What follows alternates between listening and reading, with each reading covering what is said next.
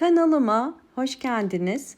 Bugün sizlere aloe veraların bol bol yavru çıkarabilmesi ve hızlı bir şekilde büyüyebilmesi için çok önemli 7 püf noktadan bahsedeceğim. Lütfen videoyu sonuna kadar izleyin. Elimde 3 farklı aloe vera var. Aloe veralarınızın bol bol yavrular çıkarmasını, yeni yavrular vermesini istiyorsanız, çoğaltmak istiyorsanız bu video sizler için tam ideal bir video olacaktır. Özellikle aloe vera yavru çoğaltımı noktasında çok fazla sorular geliyor. Aloe vera bitkisini çoğaltmak aslında çok da zor bir konu değil. Aloe verayı çoğaltmak istiyorsanız aloe veranızın bakımına dikkat etmeniz gerekiyor. Eğer aloe veralarınızın bol bol yavru vermesini istiyorsanız dikkat etmeniz gereken püf noktalardan bir tanesi aloe veranın saksı seçimidir. Aloe veralar dar ve yüksek saksıları severler. Dar ve yüksek saksılarda bu bitkiler daha hızlı çoğalmaya başlarlar. Eğer çok büyük bir saksı tercih ederseniz istediğiniz sonucu alamazsınız. Çünkü büyük saksılarda gelişimini daha çok köke verir. Yavrudan ziyade rahat bir ortamı olacağı için çok fazla yavrulamaz. Bu yüzden sizlere tavsiyem eğer bol bol yavru elde etmek istiyorsanız ilk dikkat etmeniz gereken püf nokta aloe vera'nın saksısının dar olması. Aloe vera büyütürken saksı seçiminde özellikle 2 saksı kullanıyorum ben. Bir tanesi dış saksısı, ikincisi ise hemen göstermek istiyorum. Bu şekilde bakın ince uzun ve altı delikli saksılar özellikle tercih ediyorum. Çünkü aloe verayı suladığınız zaman suyu süzebilmesi gerekiyor. Eğer suyu süzemeyen bir saksı tercih ederseniz ve çok fazla sulama yaparsanız toprak üzerinde küflenmeler ve maalesef aloe vera'nın istediğiniz gibi gelişimi olmayacaktır. Bu şekilde bakın yavrularının çoğalmasını istiyorsanız bu saksı seçimine mutlaka dikkat etmeniz gerekiyor. Ve özellikle bakın yapraklarının böyle jel dolu olması için ve bol bol yavru vermesi için mutlaka aloe veralarınızı doğru sulamanız gerekiyor. Bu şekilde ihtiyacından fazla sulamak kesinlikle bitkinin köklerinin çürümesine sebep olur. Fazla sulama sonucu aloe vera'nın yapraklarındaki jeller boşalır. Bunun nedeni ise köklerinde çürüme meydana geleceği için aloe vera'nın yapraklarında bakın bu şekilde dolu jel olmayacaktır. Aksine jellerinin çekildiğini göreceksiniz. Bu da yine en çok sık rastlanan durumlardan bir tanesi. Eğer sizlerin de aloe veralarınızın jelleri çekiliyorsa, bu şekilde yaprakları jel ile dolu değilse hemen saksınızı kontrol edin. Eğer saksınızın içerisinde altında delik yoksa ve çok fazla sulama yapıyorsanız bu bunun en büyük sebebidir. Maalesef fazla sulama aloe veraları öldürür. Aloe veraların en sevmediği şey fazla sudur. Aloe veralar gelişimlerini en güzel kuru toprakta yaparlar. Yani ne kadar susuz kalırlarsa aloe veralar o kadar hızlı büyürler ve gelişirler. Ama ne kadar fazla sularsanız aloe veranız o kadar gelişimi yavaş olacaktır ve jellerinde çekilme olacaktır. Peki aloe veraları ne zaman sulamalıyız? Bunun belirli bir sulama sıklığı var mıdır? Hemen bundan da size bahsetmek istiyorum. Evet, bu bitkiyi sulama zamanının geldiğini toprağına bakarak anlayabiliriz. Bunun için belirli bir gün ya da hafta yoktur. Hemen yakınlaştırıyorum. Bakın, aloe vera toprağını görüyorsunuz. Tamamıyla kuru bir toprak. Ne ıslak ne de nemli. Aloe vera toprağı bu şekilde kurumadıkça sulama yapmayın. Eğer aloe vera toprağı bu şekilde kuruduysa sulama zamanı gelmiş demektir. Saksı eğer bu şekilde ıslaksa, nemliyse kesinlikle tekrar sulama yapmayın ve özellikle üzeri yapış yapış su doluncaya kadar Aloe veraları sulamayın. Zaten bu bitkiler kaktüs türü olduğu için kuru toprakları severler ve kesinlikle susuz kaldıkça ölmezler. Fakat fazla su sizin çiçeğinizi öldürür. Bakın sularken çok az suluyorum. Yarım su bardağının yarısı, yani çeyrek su bardağı kadar sadece sulama yapacağım. Çünkü sulama yaparken bazen saksının içi iyice su doluncaya kadar yapıyoruz. Bu kesinlikle yanlış bir sulamadır. Az sulayacağız ve toprağı kurumadıkça sulama yapmayacağız. Ve 5. önemli püf nokta, çiçeğinizi nerede konumlandırmanız gerekiyor? Nasıl ışık almalı? Mutlaka bol gün ışığı almalı. Bol gün ışığı alan bir pencere kenarına, pencereye yakın bir yere konumlandırırsanız aloe veralarınızın çok hızlı geliştiğini göreceksinizdir. Kesinlikle bol ışık alması ve az sulama aloe veraların bol yavru vermesi ve hızlı büyümesi için en önemli etkenlerden bir tanesidir. Fakat dikkat etmeniz gereken, aloe veralarınızı kesinlikle direkt güneşe koymayın. Direkt güneşe koyarsanız yapraklarının gün içerisinde sararmaya başladığını görürsünüz. Eğer bu çiçeği evde büyütüyorsanız ve direkt güneş alan yaz sıcaklığında yakıcı bir güneşin altına koyarsanız bu şekilde hızlı bir şekilde yaprakları sararacaktır ve jelleri çekilecektir.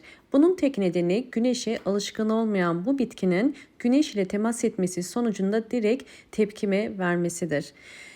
Normalde aloe veralar dışarıda yetişir. Eğer bahçede ya da sıcak bir şehirde yaşıyorsanız ve sürekli dışarıdaysa zaten böyle bir problem olmaz. Fakat evde yetiştiriyorsanız ve sadece gün ışığı alıyorsa yaprakları bu şekilde sararacaktır.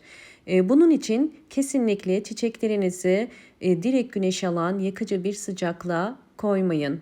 Yapmanız gereken, aloe veranızı güneş almayan bir yere birkaç gün bekletirseniz tekrardan yapraklarının eski yeşilliğine döndüğünü göreceksinizdir. Eğer aloe vera bitkiniz çok fazla büyüdüyse ve denge problemi yaşıyorsa sizlere tavsiyem, bakın bu şekilde ben orkide çubukları kullanıyorum. Orkide çubuklarıyla aloe veralarınızı kenarlardan destekleyebilirsiniz.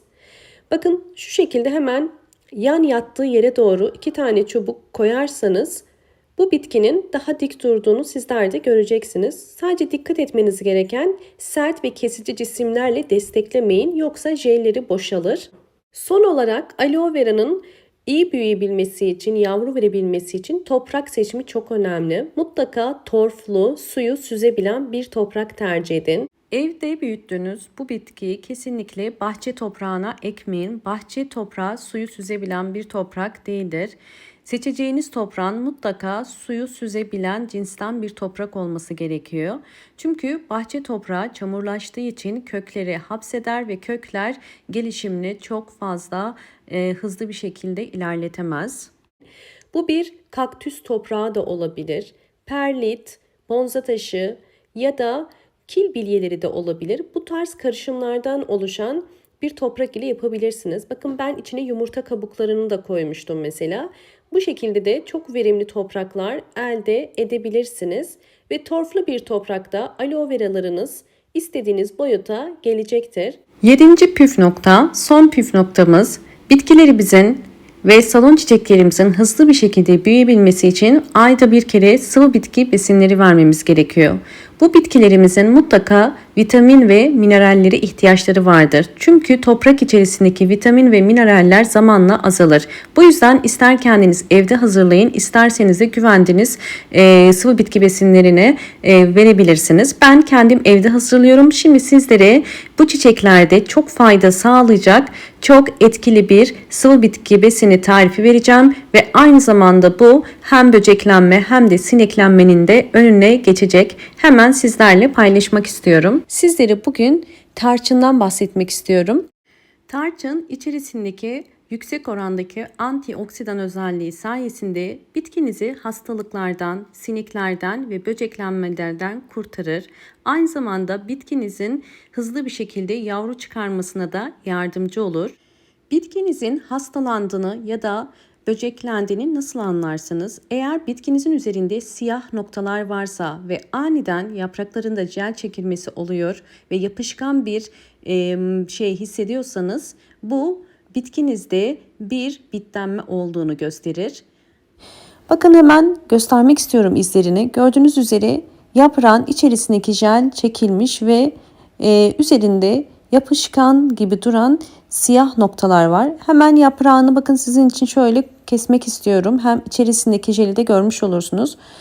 Bit olduğu zaman gördüğünüz üzere içerisinde maalesef jel kalmıyor. Çünkü bitkinin öz suyunu emerek bitkini kurutuyor.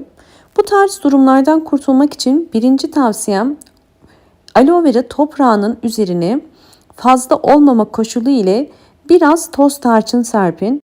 Toprağın özellikle mutlaka kuru olması gerekiyor. Kesinlikle ıslak ya da nemliyken toz tarçın dökmeyin.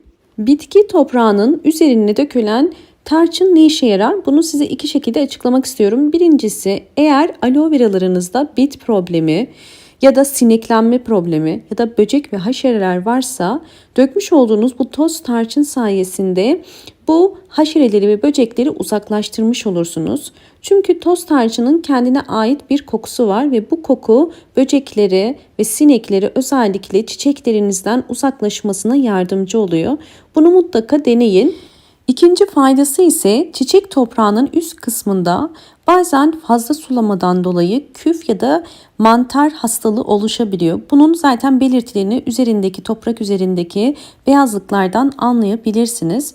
Bu gibi durumlarda toprağın üzerine çok az toz tarçın serpin ve oradaki mikropları ve oluşabilecek hastalıkları önlemesine yardımcı olacaktır. Birkaç gün geçtikten sonra yok olmazsa aynı işlemi tekrar uygulayın ve kesinlikle toprağı ıslatmayın. Şimdi ikinci tarifimiz ise yine çiçeklerde sıvı bitki besini. Bir çay kaşığı kadar toz tarçını bir şişenin içerisine koyup üzerine 1 litre su koyun ve bu karışımı iyice karıştırmamız gerekiyor. Bu karışım bütün çiçeklerinizde aslında kullanabileceğiniz bir karışım. Bunu orkidelerim için yapmıştım ve bununla ilgili bana çok soru gelmişti. Aloe veralarda da göstermek istedim. Tarçının bitkiler üzerine aslında çok inanılmaz faydaları var. Yani tarçın kullanırken çok da korkmanıza gerek yok. Sadece önemli olan tarçını doğru kullanmanız. Bakın hemen göstermek istiyorum. Şu toprağın üzerine tarçın var. Bunun üzerine kesinlikle dökmeyin. Eğer sıvı bitki besini verecekseniz önce sıvı bitki besinini verin. Ondan sonra toz tarçını dökün. Çünkü toz tarçının o bölgedeki enfeksiyonu gidermesi için üzerinde kuru kalması gerekiyor.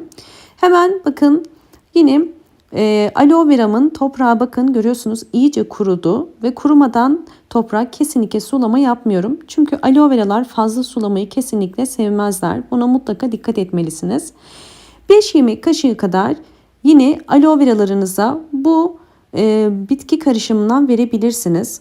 Özellikle bu tarz karışımlar dalların onarılmasına, özellikle bitkilerde köklenmeyi hızlandırmaya yardımcı oluyor. Eğer aloe veralarınızın hızlı büyümesini istiyorsanız ve yeterince kök çıkarmasını istiyorsanız bu karışımı denemenizi tavsiye ederim. Hem gövde hem de dalda meydana gelecek çürümeleri de durduruyor. Hem de bitkinin hızlı bir şekilde köklenip büyümesine yardımcı oluyor. Umarım bu videom sizler için faydalı olmuştur. Eğer videomu beğendiyseniz hemen beğen tuşuna basıp ve kanalıma abone değilseniz kanalıma abone olup bana destek verebilirsiniz. Bol bol yorumlar yapıp yorumlar kısmına da sorular sormayı unutmayın. Yeni videolarımdan haberdar olmak için sağ köşedeki zil sesini açık konuma getirmeyi unutmayın. Hoşça kalın, sağlıkla kalın.